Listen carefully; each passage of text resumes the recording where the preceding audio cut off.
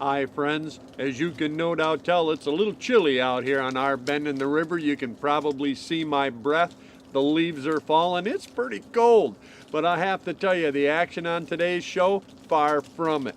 We're going to do some globe trotting, rack up some frequent flyer miles. We're going to join two friends that were kind enough to video their adventures so we could share them.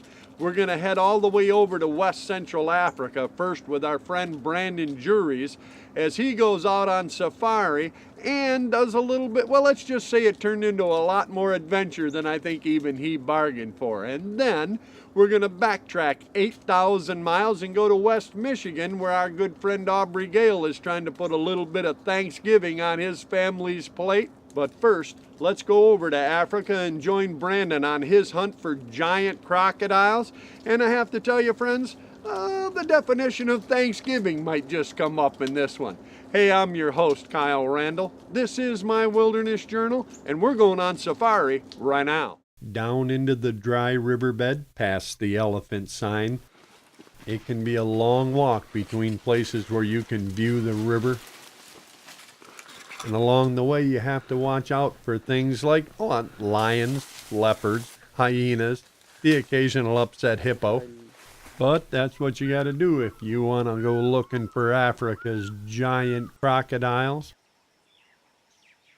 I'm talking big boys, 15, 17, 20 feet long, couple 1,000 pounds. These things are ancient monsters, a throwback to the Pleistocene. And I'm here to tell you, a real challenge on foot out in the bush. And that first morning, the guys went quite a ways and looked at quite a few crocs. But by lunchtime, they still hadn't seen what Brandon's professional hunter considered a really good one. So, after lunch, they jumped in the Jeep and started down yet another dry riverbed. They were going to hunt another area, look for a little bit sizier croc. And after they ran out of riverbed, it was back to hoofing it. This is day 2 of the... And even though they saw some crocs that looked plenty big to Brandon, they kept on hoofing it until finally his professional hunter decided, we need to change things up. We need to go across the other side of the river. And after a short boat ride, back to hoofing it. And after a couple hours stroll in the midday heat, the trackers spotted what looked like a giant lizard on the far bank. And as the guys approached for a little better look, they noticed a couple of village dogs down by the water and something in the water right in front of them. The guys called the dogs away from the water. That wasn't a giant croc, but certainly big enough to eat your dog. And after searching for just a little bit more down the same river, the guys spotted one. And then they heard a noise, and there was another croc, a huge croc, out in the river tearing up something.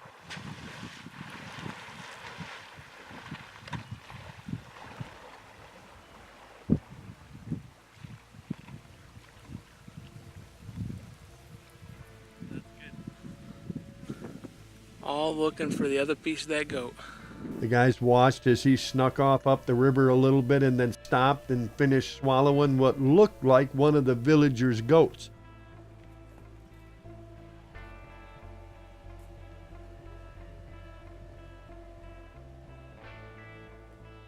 Brandon's PH was pretty sure they had their target.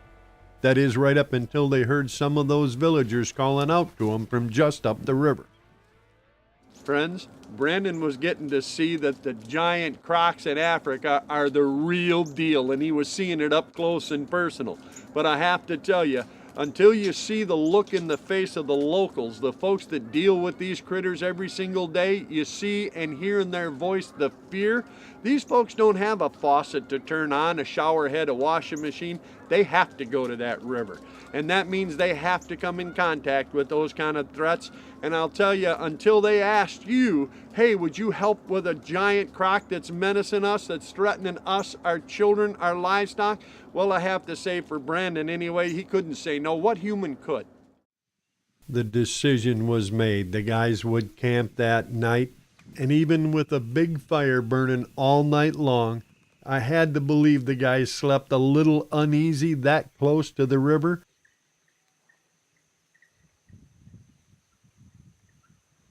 Crocs, especially big ones, are twice as active in the dark as they are in the daylight. And in the first light of day, you could clearly see where one of those giants had walked right up on the sand just outside of their camp within feet. Come the morning, it would definitely be game on. And as the guys started searching, they identified what they thought might be that big croc. And then they found one of the local women with one of her children down at the river doing laundry right in front of it. She's like, I don't see any crocs. What are you talking about? And on top of that, there was more than one. She couldn't see them. You never can from the water's edge, but they were right there. Wisely, though, she decided to take her son in laundry and move up the bank. And I have to tell you, friends, it was a good thing because moments later, a monster surfaced on the far bank. That, friends, is exactly the situation I'm talking about. For these people, it's not the crocs you can see on the far shore basking in the sun. It's the giant croc laying in wait just feet underneath the water. When you're down there at the water's edge, you can't see them. You can't tell that there is death literally 6 or 8 feet away. And I have to tell you, even with a croc as huge as this, you won't see it until it's too late. Fortunately, this was the croc, and now that they'd found this giant, well, now it was up to Brandon. The croc hauled out to bask in the sun, giving Brandon a really good look at that golf ball-sized target at the back of its head, and somebody got it close to the brain. Thank you. Brandon had made a great shot, and within moments, the villagers started showing up from every corner. They appeared come around the bend with an old dugout canoe. They even offered to paddle over there with a couple of guys to stand guard and hook a rope up onto that croc so they could drag it across the river. Friends, these folks were excited.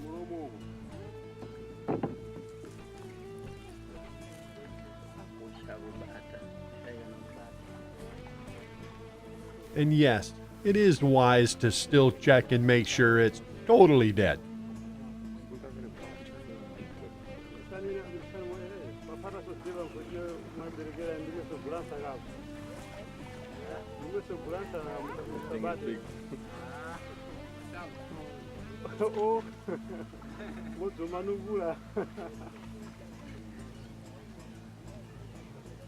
And even with all of that manpower, it still took a considerable assist from the Land Rover to get that giant up the bank and onto the level ground.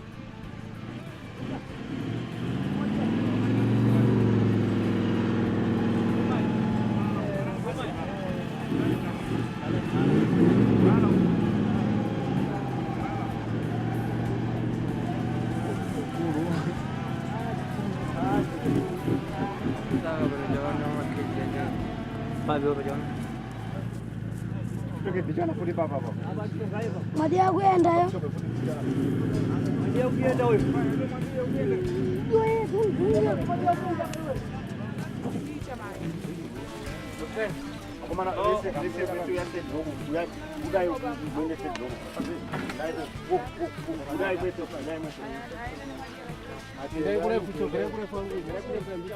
And once up on that level ground, everybody wanted to see it.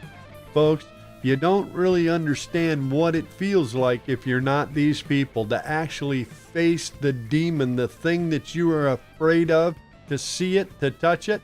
And I will say they definitely know how to celebrate a meal as well. That, my friends, is a crocodile. A giant. Congratulations, Brandon. And I have to say, if you look at the faces of some of those young people at any of the villagers, you can see the relief in their eyes. And relief Well, let's just say that taking care of that croc wasn't the only relief Brandon had to offer on this trip. He had made an arrangement at my suggestion with Safari Club International here in Michigan, and he had a great big blue bag of school supplies to hand out to some of the kids that he encountered along the way, and this village was going to be his very first stop. Back at the village, Brandon not only had a big load of gator meat, he had an SCI blue bag full of school supplies for the kids and their classroom. And as if those faces weren't thanks enough,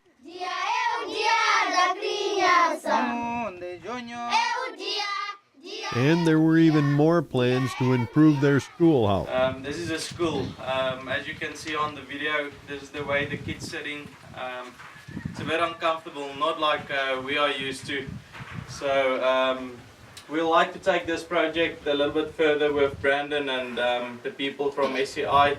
That's why we've got the SCI Blue Bag here. That's our first start to give these guys a head start on just things that we were fortunate to have in school that they don't have. And Well, our main thing is that we don't want to go after just the hunting. We want to help out communities, we want to help out these villages, and anything we can raise and support these people and help them out, and it's just humans helping humans. So if we can make this school a better place, these villages better places, we can give a better future for the kids and for the community. So. Friends, the faces of happy children are all the inducement any of us should ever need to participate in a program like that. And I truly want to thank and congratulate again Brandon and his professional hunter, certainly Safari Club International here in Michigan. That Blue Bag program is a tremendous one, and it's an ongoing part of what sportsmen and women and outdoor families have done throughout history. We as a group have done more to fund and participate and promote peoples of less fortune everywhere in the world. We have gone out and person to person enhanced their lives, and I truly believe that's what Thanksgiving is supposed to be. Putting your own hands on your own food and then having the awareness, the cognizant decision to share that, well, it's what being thankful should promote us all to do. When you get a chance to see young people playing, kids playing soccer with the soccer ball. Brandon brought them all the way from the States in America. when you hear the voices of children singing, that's not a big deal. Unless you live somewhere where there's nothing to play with and no reason to sing. Thank you again, Brandon. And on behalf of sportsmen and women everywhere, I hope you continue to go out and promote that which we have to those who are less fortunate. Now, let's shift gears a little bit. Let's head back to West Michigan. It's only 8,000 miles. Let's go out in the blind with Aubrey Gale. He's trying to put some Thanksgiving turkey on his family's plate, but I have to tell you, things aren't going exactly the way he'd hoped. Looks like they're coming back.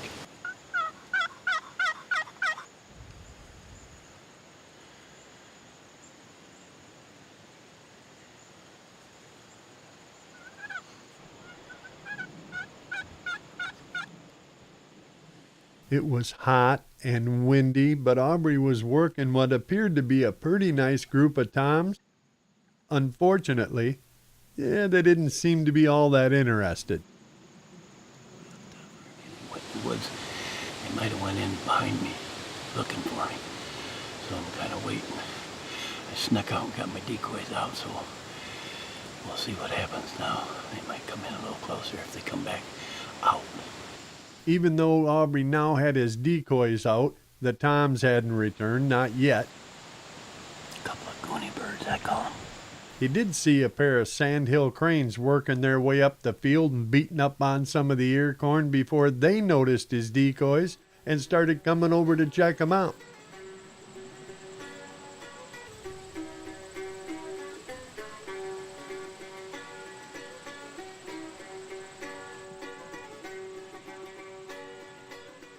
These are some pretty awesome looking birds and not nearly as rare as some might have you believe. Still, they weren't the kind of birds I was hoping to see.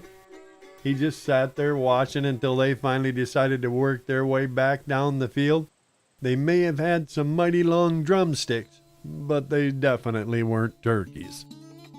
That's fall turkey hunting. You never know what you might see, and you never know if the turkeys are gonna come in or not. By sunrise the next morning, deer were the only thing Ob was seeing in the field.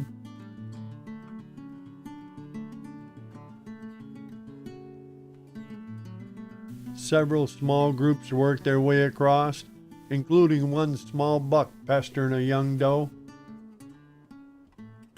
The rut wouldn't be firing up in earnest for a while yet, but obviously nobody told this little guy. Ob had decided to stick it out. He was going to keep calling even though the temperature was already well over 70. There were a couple of more deer checking out his decoys, but that's all Ob saw that morning.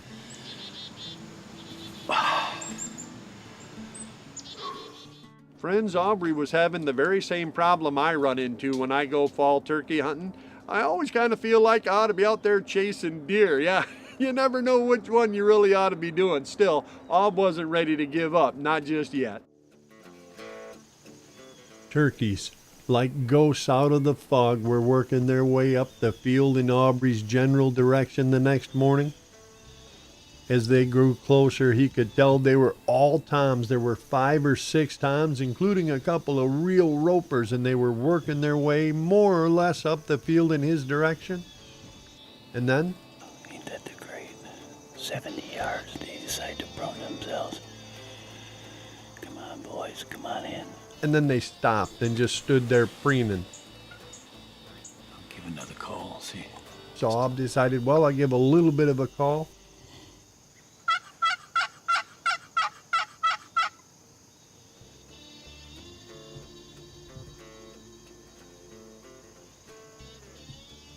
And that seemed to have a little effect on the 2 youngest birds. In fact, one of them started pestering the other. They started pushing each other around in circles, started a bit of a Jake fight. Aubrey's calls seemed to be stirring up those 2 younger birds more and more.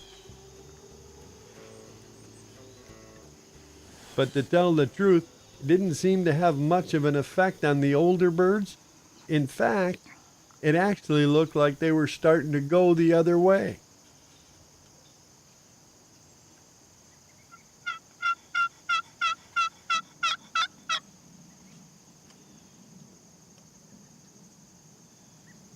Are you kidding me? Boy, they have just frustrated me. It's 60 yards last time, 70 yards this time. They just don't care.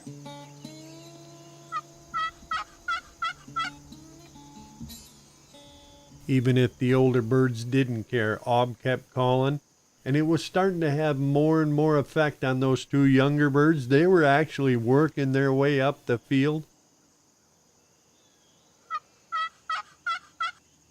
Friends, Aubrey knows, as long as you can see turkeys, you keep trying. You never know what goes through the mind of a turkey, and sooner or later you might say just the right thing, hit just the right note.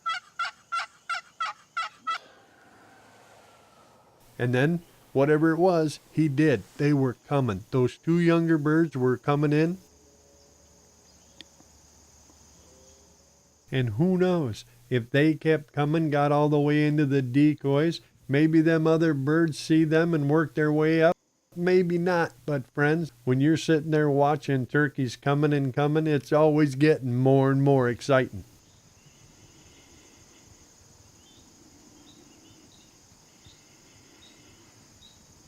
Those jakes marched right up, and when one of them jumped up and tipped over Ob's decoy, he reached for his shotgun. Not because he was intending to shoot one of these jakes out of retaliation. No, because all that commotion had the rest of the toms coming in.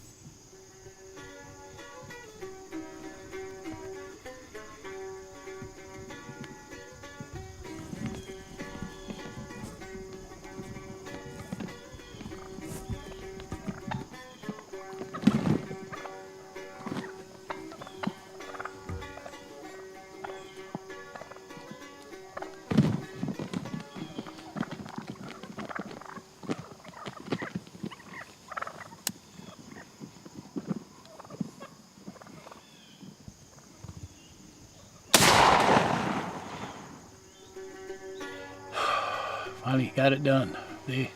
I seen these birds just through the fog up on the other end of the cornfield, up on the hillside over there. I could see something moving around, so I gave them some calls, and they came down through the cornfield, came out. You seen they just pruned themselves for like 20 minutes, driving me crazy.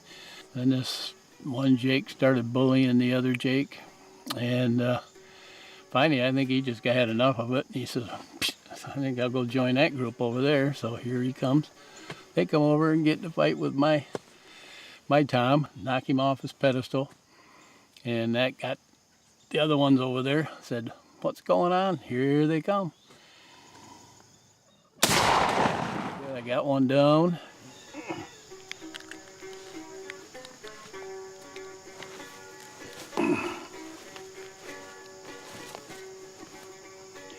Well, now I just wait for my buddy to come pick me up and call it a day.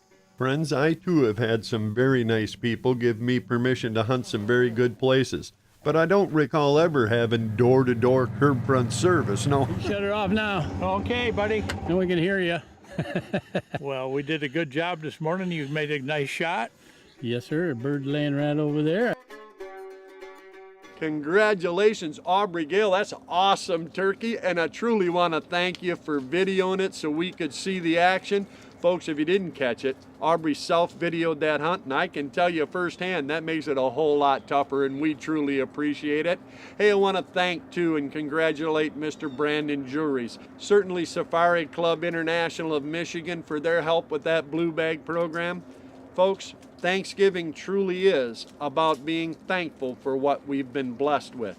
And as sportsmen, as sportswomen, as outdoor families, part of the Wilderness Journal family, we truly hope that you will take that which you have and share it with others. That's the foundation on which all of hunting has been built, taking your hands, putting them on your food, and then being kind enough to share that.